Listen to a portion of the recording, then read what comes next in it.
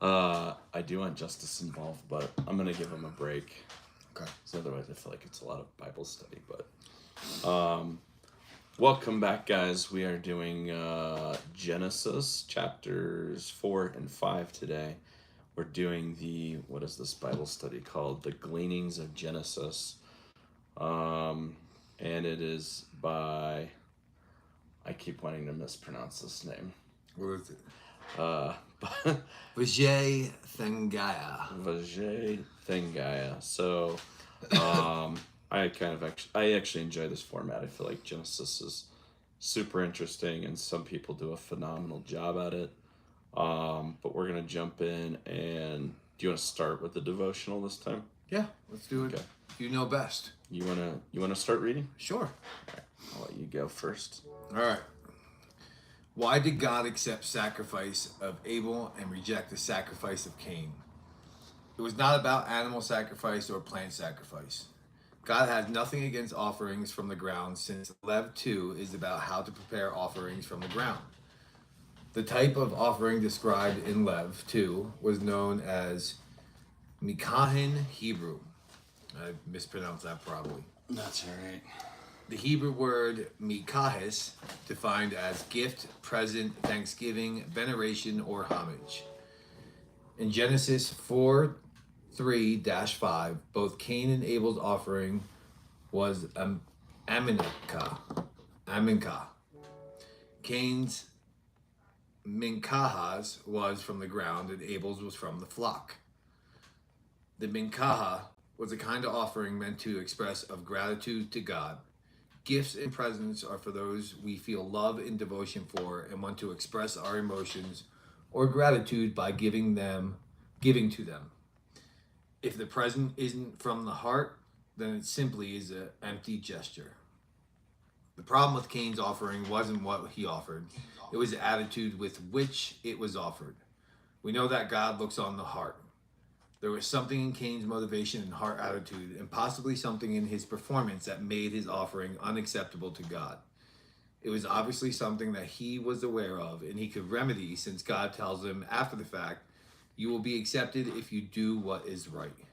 Should I just keep going, or should I stop at You could keep going unless there's like questions or comments No. or things we need to look up. That's typically why I stop. Okay. Like, what does this word mean? Because I have no clue. So Hebrews 11:4, it says, "By faith Abel offered to God a more acceptable sacrifice than Cain, through which he was committed as righteous, God commending him by accepting his gifts. This explains why Abel had the more acceptable sacrifice."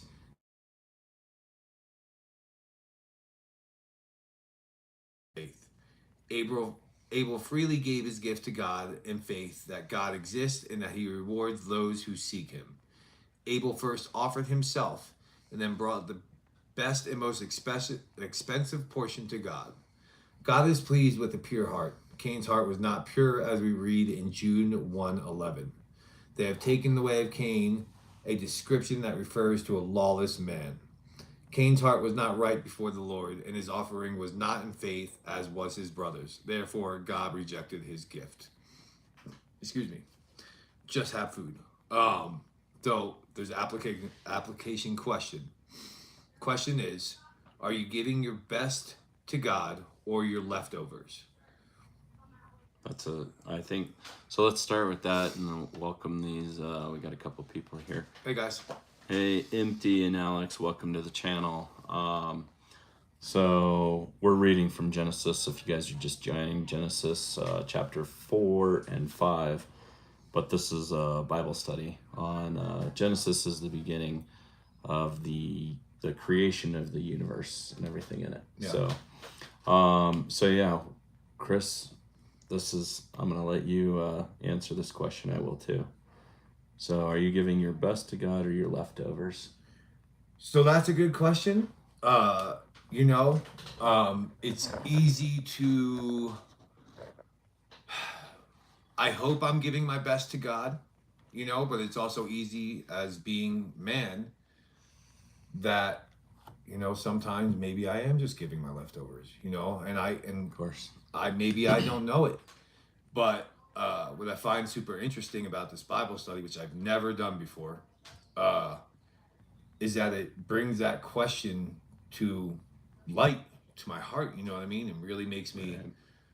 think about it. And you know, I really believe I'm trying to give my best to God right now. Um, and maybe I have selfish reasons, but one of my main reasons I do so or try to do so is for the girls, dude. You know what I Yeah. mean? My daughters. Yeah.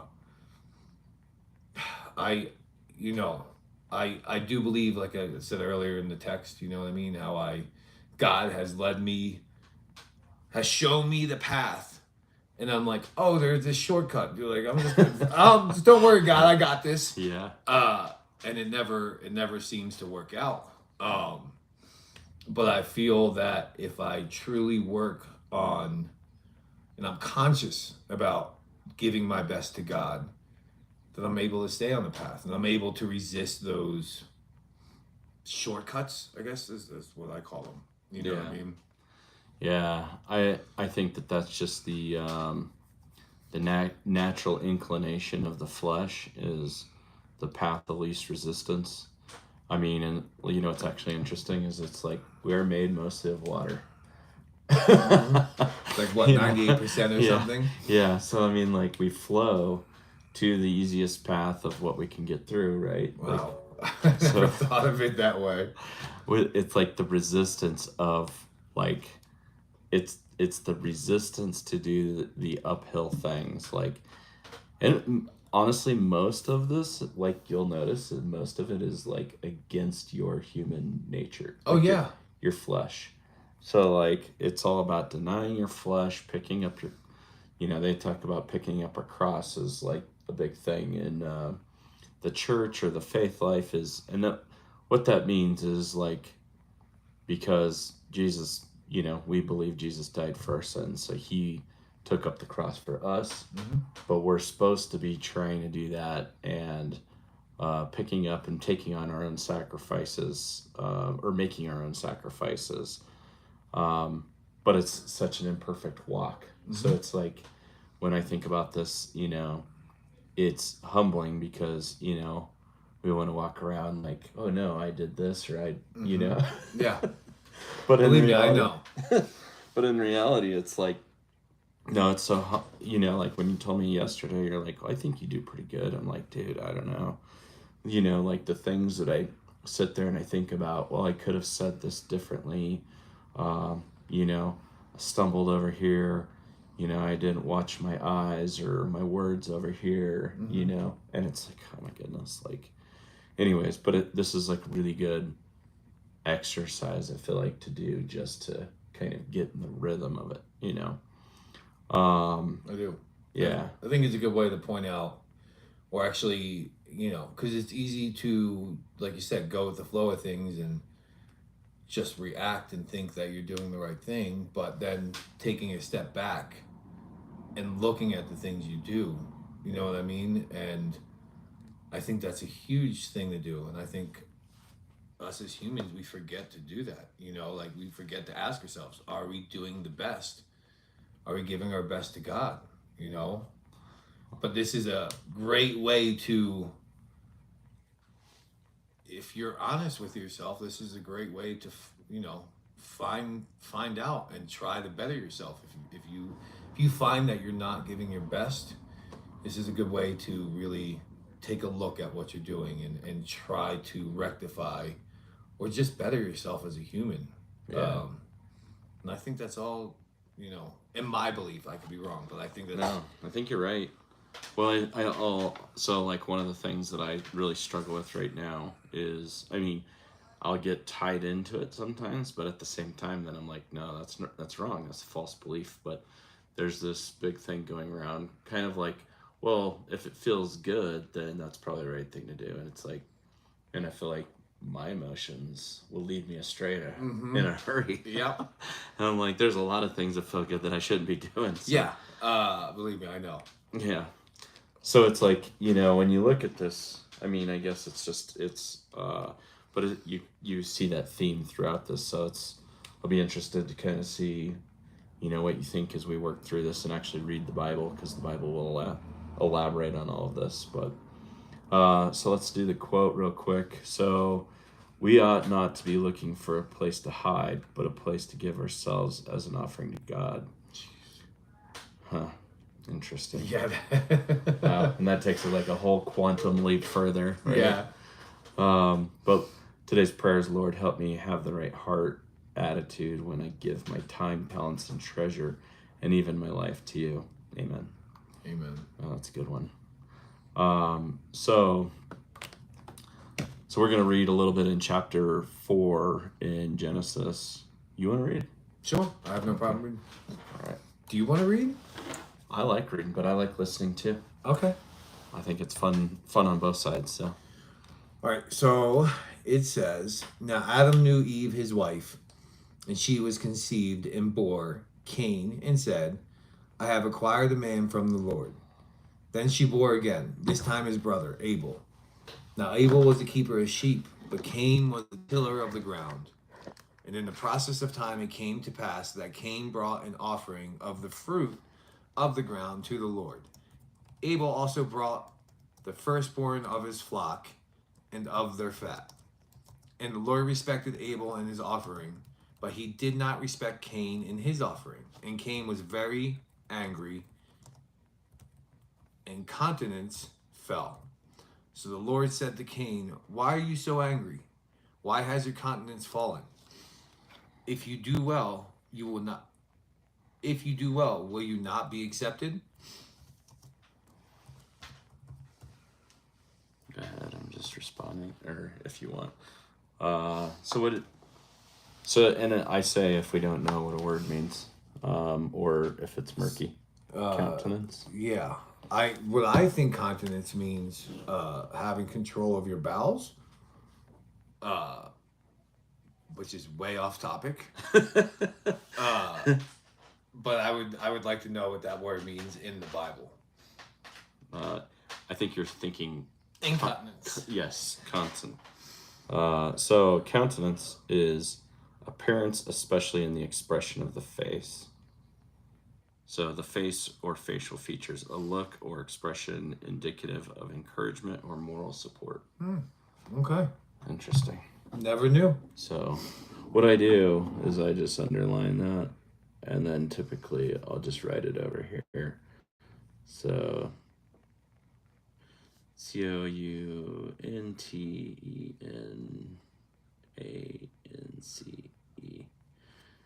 What was it? A look or expression.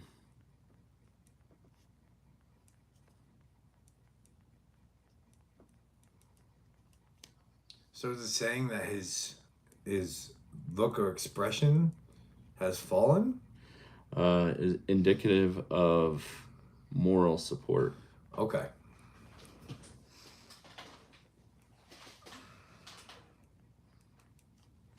And that's because he was angry that God did not accept his offering? So that the expression of moral support had fallen.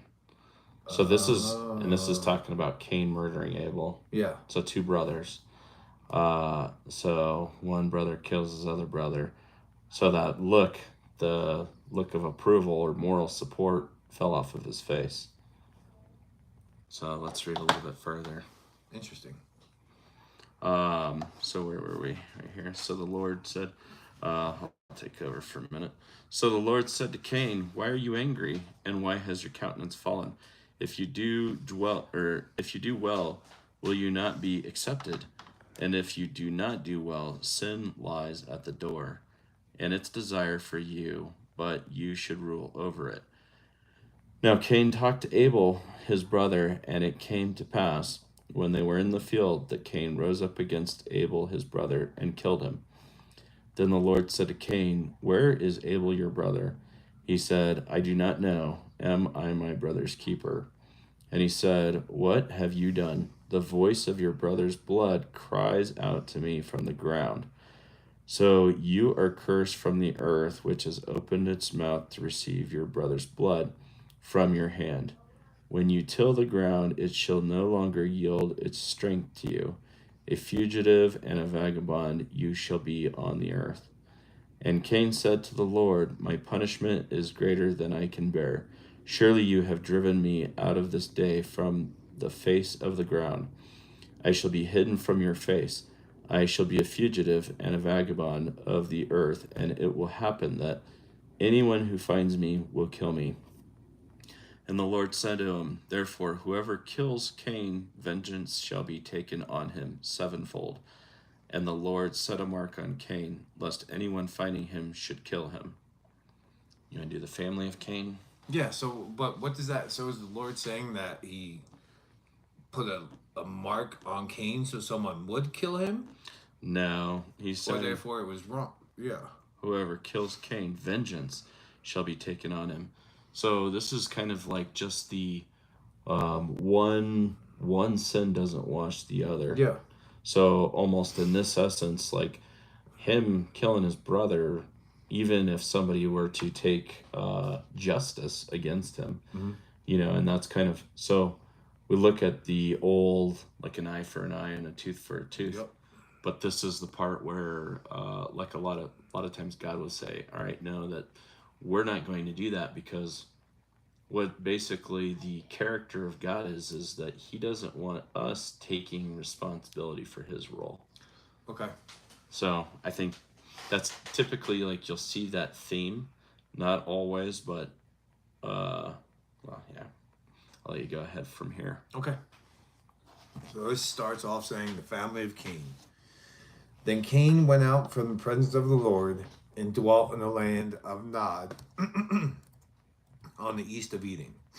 And Cain knew his wife, and she conceived and bore Enoch.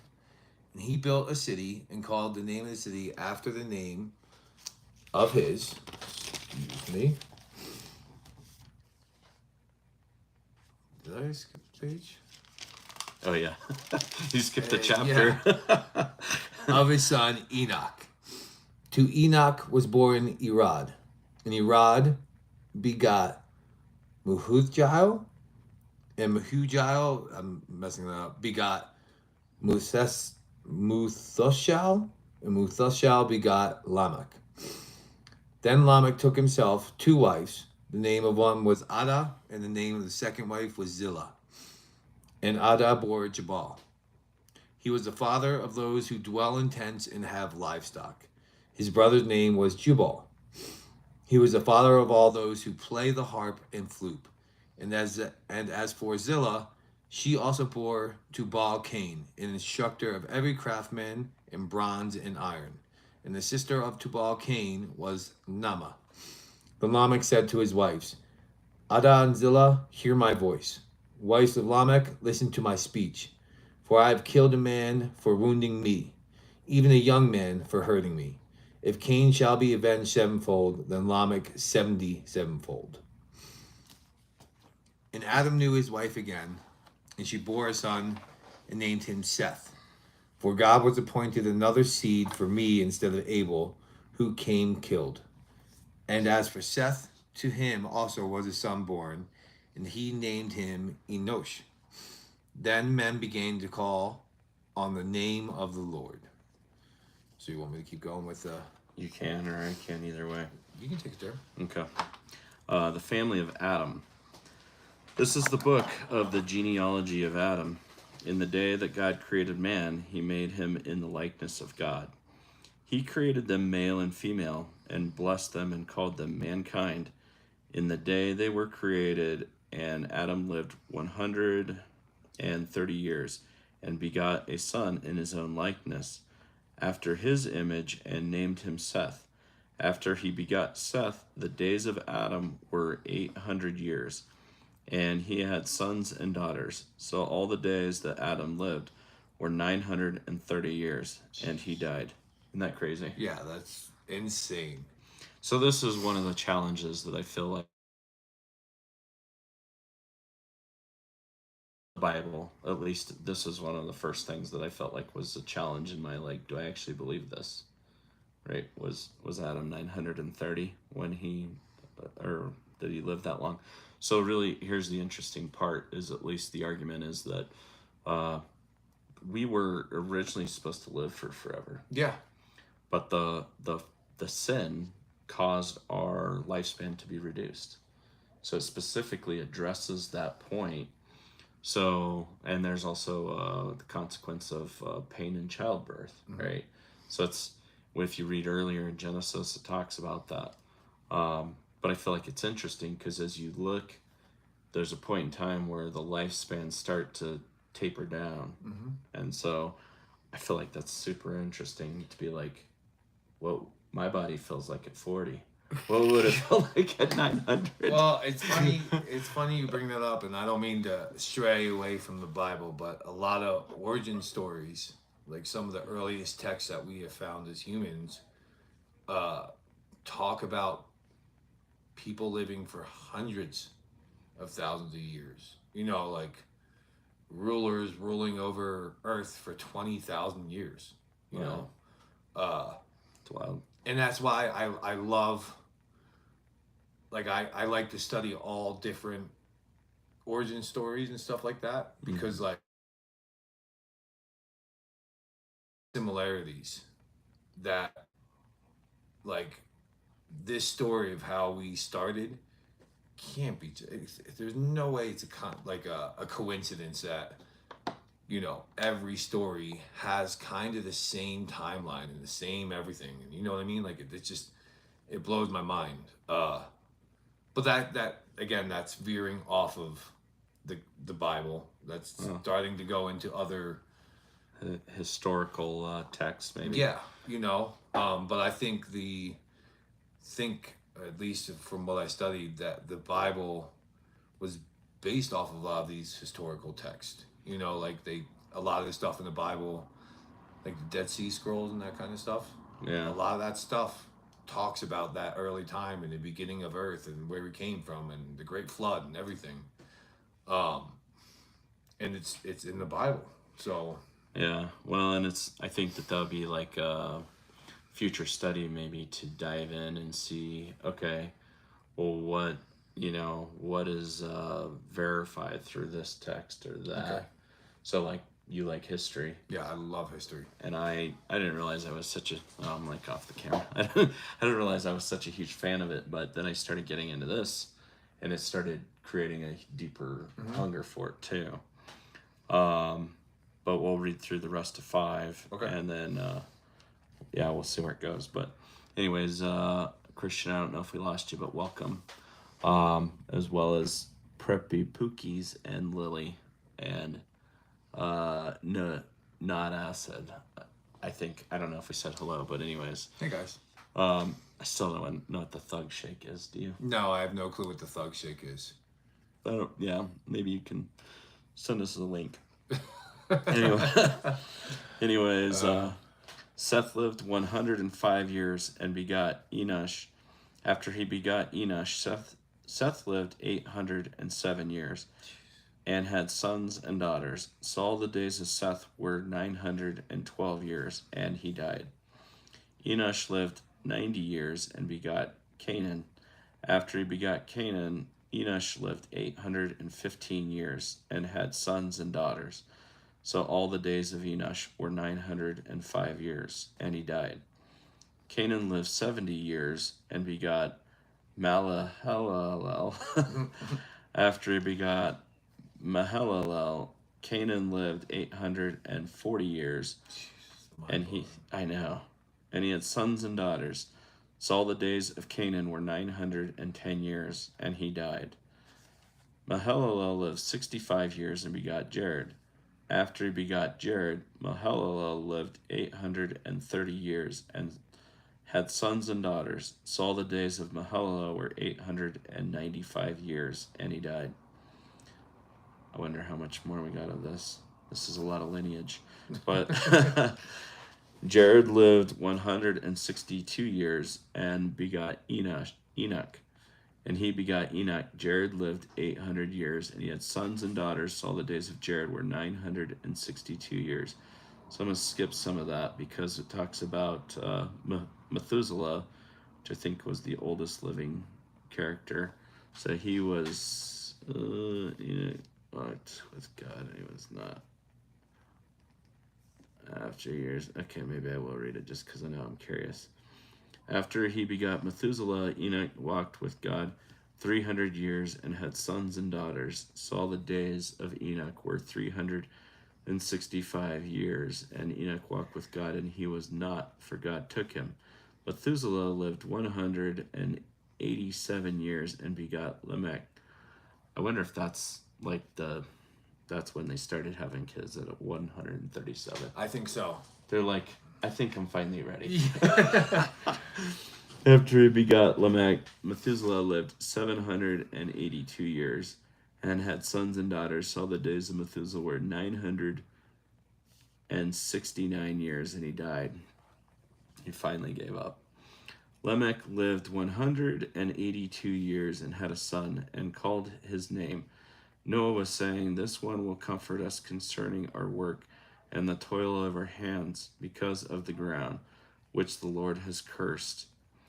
After he begot Noah, Lamech lived 595 years and had sons and daughters. So all of the days of Lamech were 777 years, and he died. And Noah was 500 years old, and Noah begot Shem, Ham, and Japheth. And that is the end of Genesis 5 was lineage. So I don't know if Is that the Noah? that's the Noah. That's the Noah's Ark and everything? Yeah. Wow. Okay. So it's actually interesting. It makes you wonder, like, hey, can we add up all this time in between and see? Because there's, as you probably know, there's a big theory of like, when did the earth and all creation actually start? And so is like, are we tens or hundreds of thousands of years old as like a planet? But what about even as a species, right? What do you think? What I think is that, so when Genesis talks about days, it talks about the days of God, but I believe, and I'm not sure if it's in here or where it's in the Bible, but I think it mentions that a day of God is equal to like 1,000 years. But here's the other, like the human component of this is that we want to put it in our human comprehension, which I think that's a flawed thing in and of itself, because things that have happened across the universe could have changed, like the environment itself could have just been dramatically different. Oh, they said, like, so just from doing, and again, if I'm getting off topic, guys, I apologize. I'm not Trying to get you in there. No, I'm fine. You don't need to see my ugly face. We need to see your face. My Chris. ugly face. No, like they say from every historical text, and like I said, I just because I study history and I find the origin of humans super fascinating. The origin of life. Mm-hmm. They say that the Great Flood, which is in every text of religion, happened around 11 to 12,000 years ago, and prior to that, our Creator, according to certain texts, ruled the earth for 240,000 years. They say there was 8 rulers that God sent down to the earth, and they ruled over the land of which is present day Iraq, but they ruled over that land for like 240,000 years. Oh wow. Now this is Sumerian text. Yeah, I was like, what? Where did you read that? Because that's interesting. Sumerian text, and it's funny because in the Sumerian text they talk about Enoch, and the names we're naming are in those texts. That's wild. So, you know what I mean? Like I that's, for me, that's why, people say the Bible is just a man-made thing. And don't get me wrong, I do believe man has changed it and, Modified it. Yeah, done what they need to do, but I do believe it is a accurate factual book. You know what I mean? Like, talks about what really happened. And that's why I have a problem with who's right? Is Christian right? Is Catholic right? Is Buddhism right? Is all that, you know? So again, I get off topic, No, that's and on. I apologize. And welcome, Christopher. But one of the biggest questions we get is like, who's right? And so none of us were there. No. So it's all gonna be like based on uh, historical text, right, to take us back. So I think that that's where um, I've leaned into this a little further. So I've seen what people have showed me as far as like the reinforcement of historical bullet points or facts, I guess you could say, or what they think are facts. And, Yeah. I mean, those people, they weren't there for many generations, and we know how the game of telephone goes. So Oh yeah. it's Changes down the line, you know. But like what I do know, and this is scientifically proven, the Earth had a cataclysmic event such as the Great Flood. I mean, it's just a study of soil and the composition of Earth, and there was a cataclysmic event that happened around between 12,000 and 11,600 years ago. And if you look at all historical texts, including the Bible and everything, they talk about the Great Flood, you know, the great change in the earth. And I don't even know. That's one thing that the only reason that I would say this is like, and I think that, yeah, you can't debate that. Well, I guess you can, but I still think it happened. But it's like when I was up at what is it called? Up in like South Dakota, is it Black Hill or I think I know what you're talking about.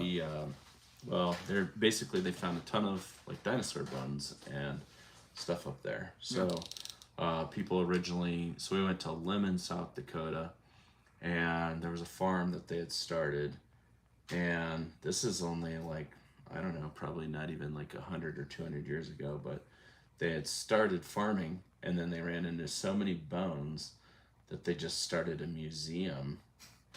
That's awesome. And the museum was awesome, but it was the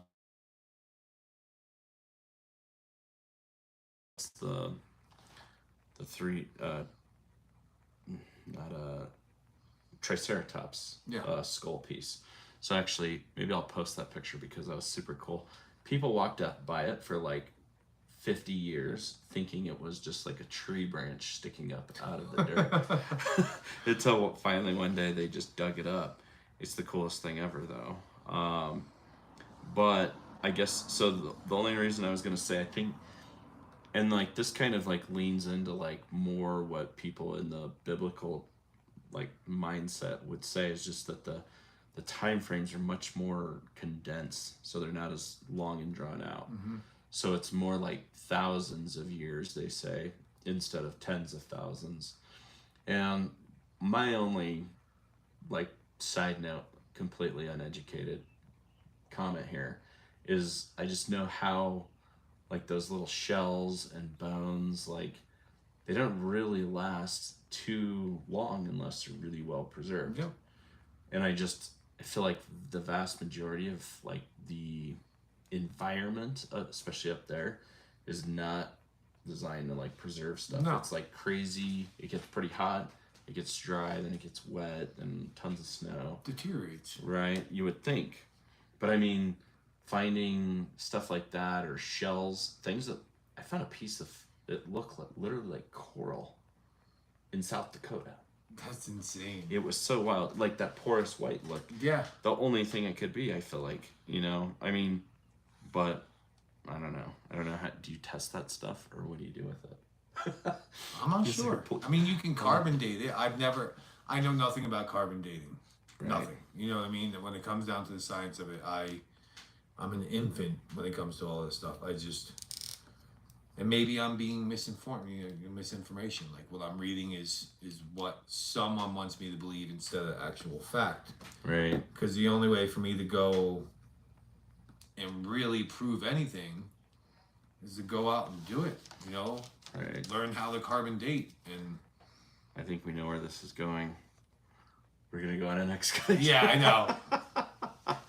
But and I think the carbon dating and like I think it's radioactive half-lives. I think you're right.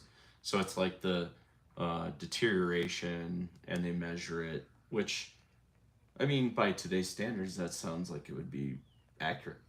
But what if there wasn't the creation of the ozone and there was no protection or Oh. I mean, let's just expand our thought process on that. Like what if there was, I don't know, there could have been something else, like who knows, there could have been something else that created another radiation source too, or maybe, I don't know, I mean, how far do you take that? You can take it pretty far, dude. Believe me, I've taken it. I've spent many late nights reading. I love history. Like, you know what I mean? And like, there's also a school of thought, and I don't know if you met anyone. I have met someone, Shayla's cousin, who is Christian. He's a good guy. But he is under the belief that the earth was created 6,000 years ago. And I wish I remembered why he has that thought. Like, I don't know if he said that's what it says in the Bible, but I don't remember the Bible ever saying that the earth is only 6,000 years old, or maybe it does. You know what I mean? Like, no, I don't think it specifically says that, and I might be wrong, so if anybody knows. Yeah, if someone knows, please educate us. Right. But I think in reality, it's the thought of God's time, so if we're looking at this, so if it's, I don't think it said back here, I don't remember. Would you say a day was 1,000 years?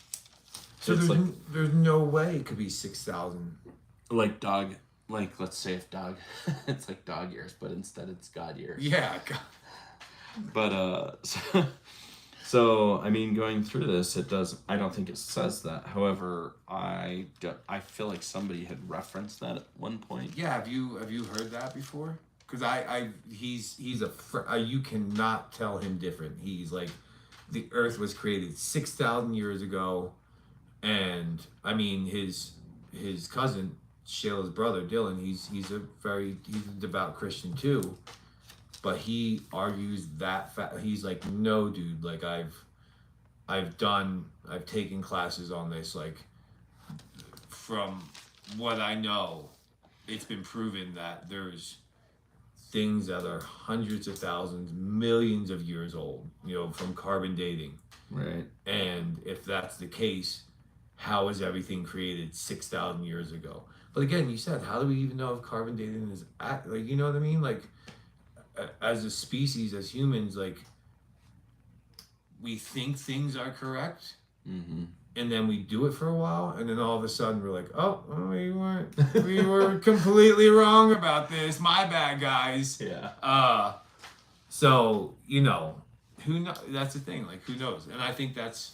Well, it's like, so many things, like the bloodletting. Like, how long was that a scientific or a medical procedure, right? I don't know. And we're like, oh no, we removed the bad blood. But it's like, no, the blood is actually life-giving. Yeah, like, you don't want to remove blood. Don't get rid of the bad blood. Remember, have you heard about bleaching? Yeah. Yeah. Like, that was the actual medicinal thing they did.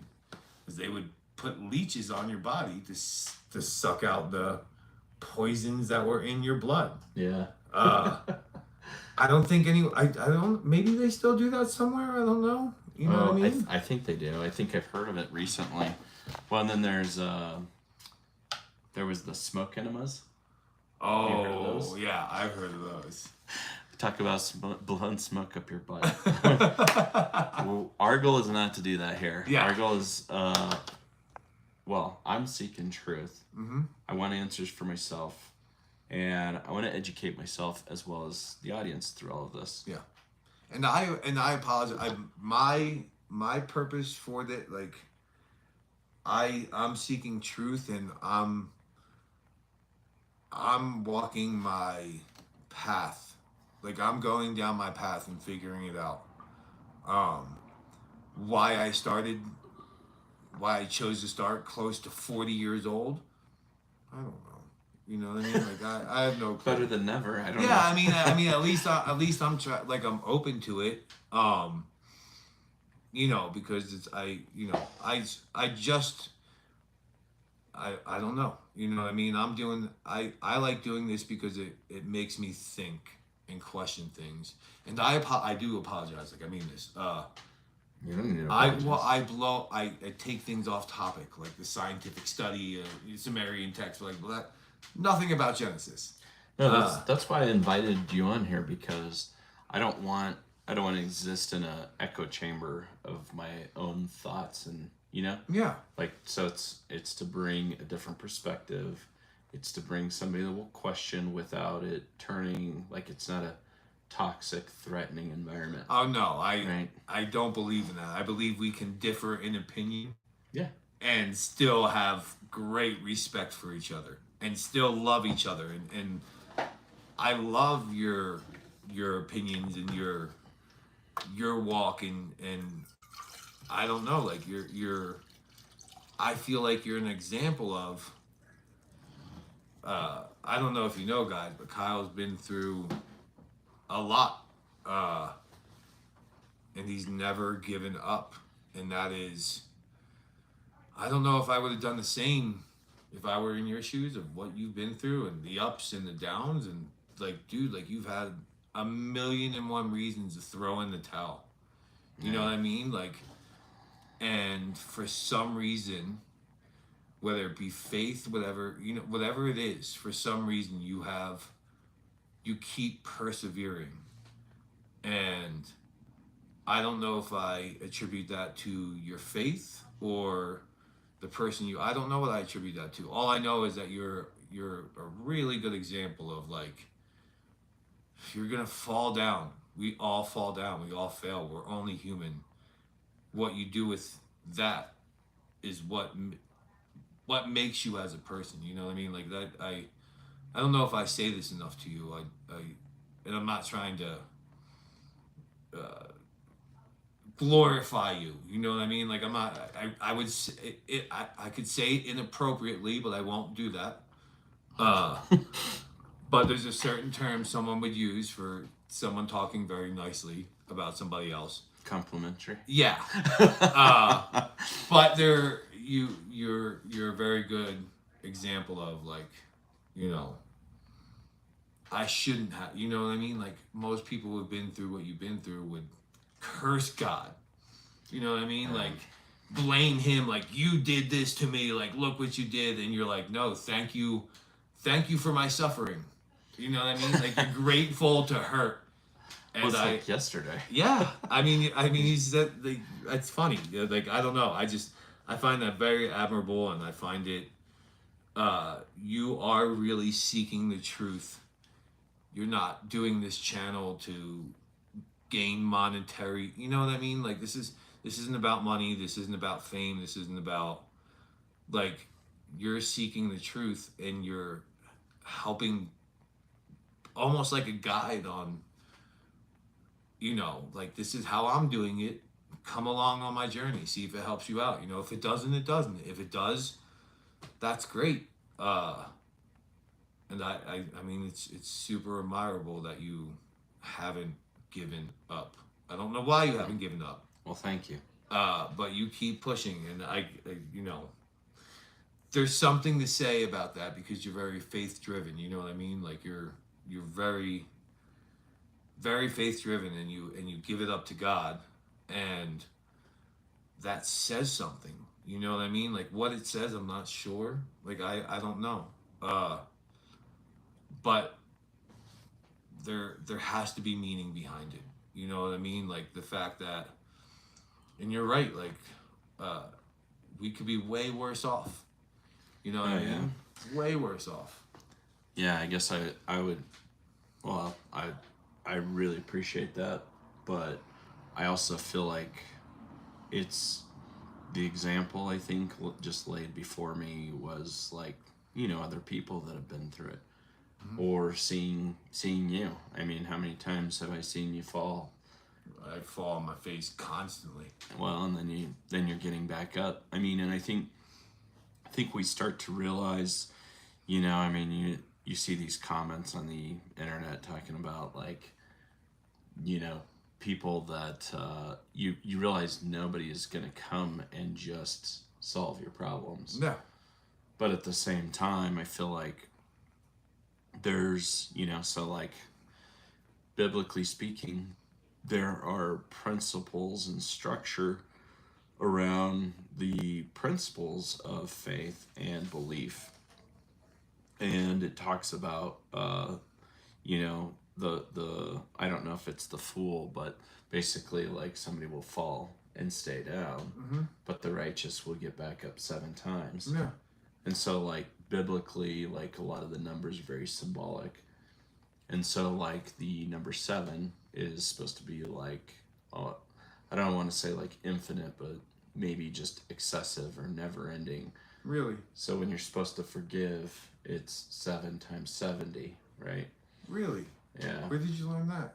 It's a biblical, or well, the numerical thing is like a theology. Like, so my mom has her master's in theology. That's so cool. So you'll see that theme. So like God created the day or the universe in 7 days. Yeah.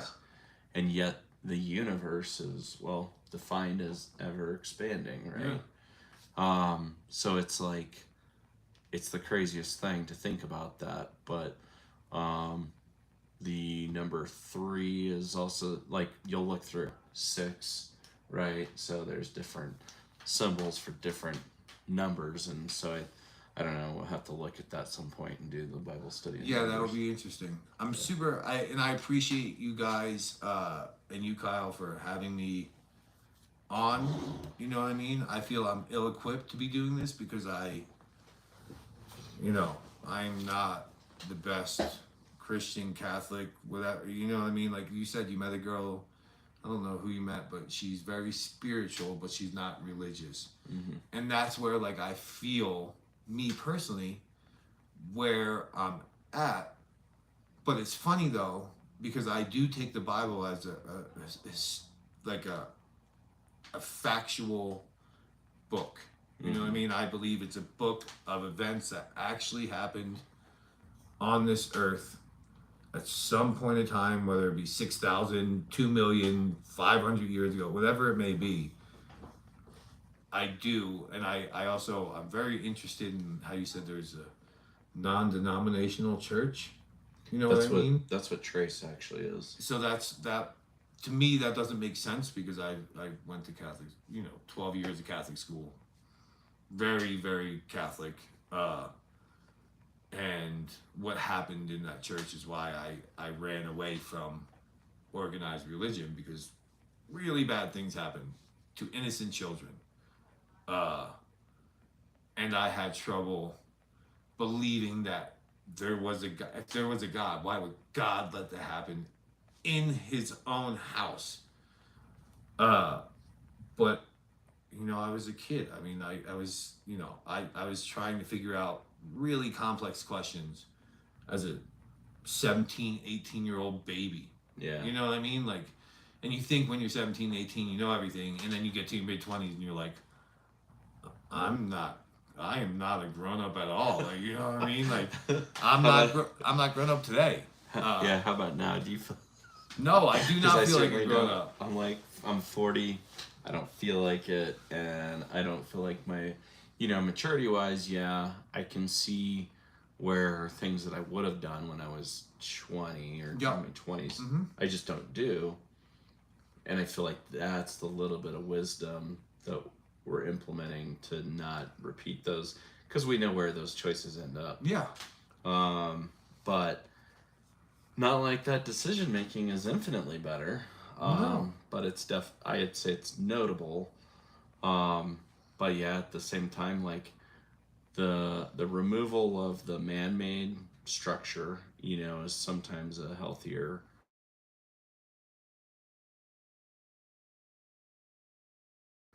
then like looking like Catholicism has a lot of really great things in it, Absolutely. but there's and of course anything with man in it is gonna be fallen. It's Yeah. gonna be full of sin. So, like, as much as I love my church now, I would not blame God for any of my pastors or the leadership making mistakes, just because they're you know they're called to a higher standard, but they're still human. They're still human, and I had to learn. I had to learn that. You know what I mean? Because Catholic religion. I don't know if anyone watching was Catholic, but you probably know that I was. yeah, the head priest is you know, he's considered. I mean, the head priest. I've never heard the head priest saying, "I am God."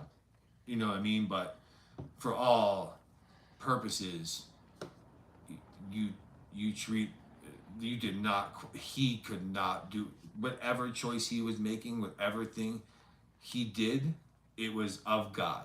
It was. I mean, he was so close to God, like just a fingertip away from God. You know what I mean? And for many years, I confused that as like I blame God, and then Right. on my path, I've realized that like God had nothing to do with those sins. You know what I mean? Like that was man. That was not. That was not the spiritual force, God, that governs this universe and that created it. He gave us the gift of free will, to make the choice to learn from our mistakes and our achievements and everything.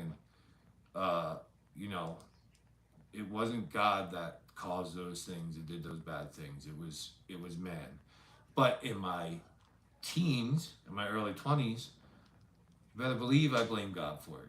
You know what I Oh mean? yeah. Like an idiot. I was an idiot. Like I blame God. And like I don't I don't know. I wish I knew what I wish I knew back then what I think I know today. Because I still don't. I'm not for sure about anything anymore. No, and that's the interesting part is like many people have that opinion of God and the church, and and there's a lot of church hurt, which is why people Mm-hmm. fall away from it. Yep. A lot of abuse, and I think while I would say like our new generation is so extremely tender, and you know, I don't want to use the I guess the term snowflake is just because you melt in the heat, right? Mm-hmm. So you have no backbone. So it's more like your feelings got hurt, so you're not going back to this church. I mean, I think the truth will hurt people's feelings. Yeah, it does. So It sucks. yeah, so like legitimately, so you're gonna suffer from hurt feelings, but also, I mean, the flip side is actual legitimate abuse where you're causing harm to people, like you're sinning against them Yeah. as well as yourself and God if it's like of a sexual nature, Yeah. right? But Mm-hmm. I think that the fascinating part about that is even God gave Satan free will, Yeah. which is crazy. Yeah. Blows my mind. But that was the original sin, which was pride. So I feel like last month was Pride Month, which I feel like is so interesting because it is so, to me, in the face of I mean, we're saying pride, we're taking the rainbow and we're convoluting what the rainbow was meant. Mm-hmm. Do you remember that from the Great Flood too, right? No, I don't. So God put a rainbow. Once the flood was over, the rainbow came out, basically say God will never do this again. Oh, really? Mm-hmm. I don't think I've ever heard that. Well, isn't it Mount Sinai where the boat ended up landing? Like, I think they're somewhere close. okay.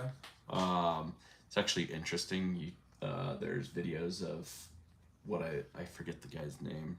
Ron. Is it the boat shaped? Yeah. Like there's So cool. and that's one thing I remember years ago I saw, and I'm like, holy crap! If there is a boat sitting on the top of a mountain that's been swallowed by the mountain for hundreds or thousands of years, where they said Noah landed, that not that it rewrites history, but it can, it's Affirming. it's like, oh, like, what do you non-believers have to say about this? Like, what do you, now I don't know if anyone has actually gone up there and if taken samples or anything. I don't know. That's something I'm gonna find out tonight. Uh because they're like, I know the exact picture you're talking about. Yeah. Like, and it looks extremely close to a old style ship. Yeah. You know, and it's Well, if it's 300 cubits long. jeez. Yeah. You know, so yeah. And again, I'm sorry guys for going off topic. You know what I mean? No, Like, I'm sorry, and You're not. It's just a discussion forum, but I think like it's great because you add structure around it, but then a natural curiosity, and I think that's what makes it interesting. Because Yeah. like, huh, maybe like I'm gonna go check on that tonight. Yeah. Let's see. I want to know. I want to know if someone's actually stuck, because I know that picture. Yeah. Like, I've read about it many times, but not once did I read, at least from my recollection, which is a little muddy, Mm-hmm. that anyone has actually confirmed or disconfirmed that it's a structure on top of a mountain, or if it's just a natural feature. Natural feature is a far stretch for me. You know what I mean? Nowhere else in the world do you see a boat-shaped top of a mountain. Just in case. Yeah, like there's no other place you can, there, like, as far as I know, maybe there is. I don't know, but that's the only place in my knowledge that has that feature. And that's not, I don't believe that's natural. Maybe I'm wrong. It didn't look natural. No. Right? But that guy actually went on a quest for many of the, you could call them the tangible items of the Bible, I guess. And did he find a lot? He supposedly, I think, found like the Ark of the Covenant. No way. Yeah, I think, but so I believe everything I read on the internet. But I saw interesting post of that. There's so many cool things when you start getting into it. Like there was basically where Jesus blood was spilt, supposedly, like even his blood had seeped through the ground in this area where they were able to like basically test it. I've read about that. I have read about that. And it only had half of it was half of what a normal blood sample like provided. Yeah. Which is like, so it was only half human, really. Mm-hmm. But it still took the form, which is like mind blowing. But it just like gives me chills thinking about that. Yeah, and there's certain things like but I mean, we're gonna have to do some research to get back to you guys. I apologize, guys. Another thing I've read, which has been debunked, but not positively, only the version that they physically have right now is a Turin cloth, the cloth that Jesus was laid on and it imprinted his body and everything. Someone who has a cloth, who claims it's the actual cloth, they were able to determine that it was only 100 years old. Mm-hmm. And there was a certain technique that they did to get an imprint on it, and it ended up, they debunked it. They're like, no, this is not if there is a Turin cloth, this is not it. There's no way it's it. This is how they did it. This is how it was recreated. Interesting. But you know, I don't know. Like the site where they say they laid Jesus is like a Mecca land. You know what I mean? Like I've actually watched shows, like documentaries, where it was decaying and they had to go back in and reinforce everything. But then they started finding new stuff in there. Oh wow. And they were like, it started it started making some non-believers who were just straight scientists. They were like, we can't tell it started pointing towards like, no, this is the actual place that Jesus Christ, the man, was laid down Wow. after he's killed. Wow. And I'll have to research that and see what exact those facts are. But they found, as the restorations were happening, they found certain things. They're like, oh, this kind of proves that this is the actual, like it leaned towards more of being like, oh, this is actual fact than this is just a place humans decided that they believe. Sound like a good place to you do know it. what I mean? Yeah. Like, Yeah, it's not just a site because we didn't know where else the site yes, was. you know, like it's so super interesting. But you know, again, nothing has been proven or disproven. And I guess that's a whole basis and theory of faith. You know what I mean? Like I'm very factual based. You know, I like facts. I do.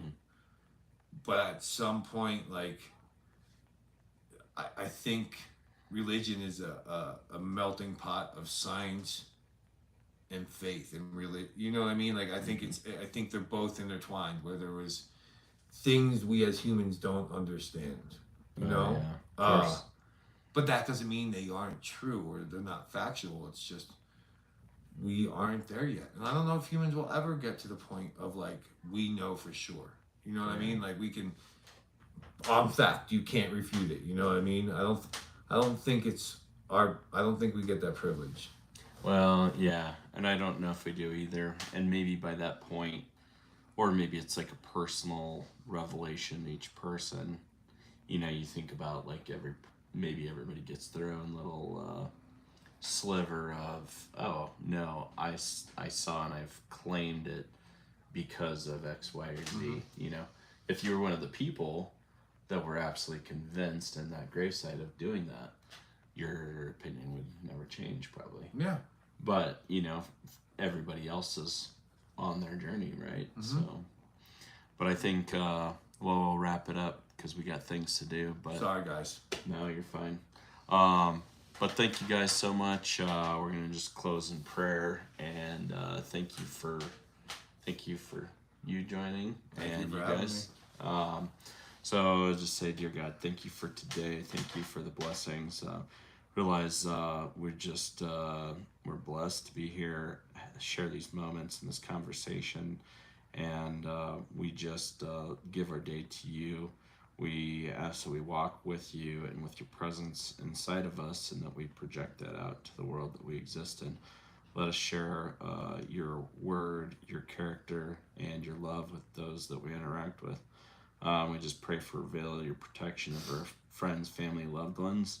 For Chris's, your daughters, and my son that is avoiding his Bible study. We just ask God that you bless them, that you be with them, keep them filled with your joy, and protect them. In your name, amen. Amen. All right, thanks, guys. Thanks, guys. Catch you next time.